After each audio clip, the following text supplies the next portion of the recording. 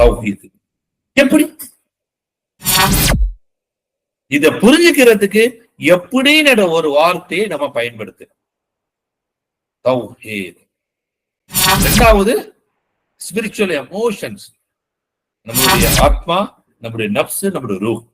எடுத்தோடனே பாருங்க, நம்மளுடைய ஆத்மா, நம்மளுடைய ஆத்மா சோல் ஃபர்ஸ்ட் நம்ம எந்த இடத்துல வரோம்?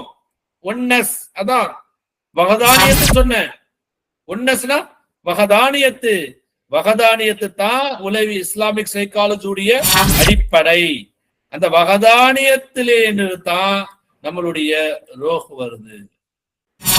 ஆத்மாவுடைய வளர்ச்சி தான் ஸ்பிரிச்சுவாலிட்டி, நப்சுடைய வளர்ச்சி தான் எமோஷன்ஸ்.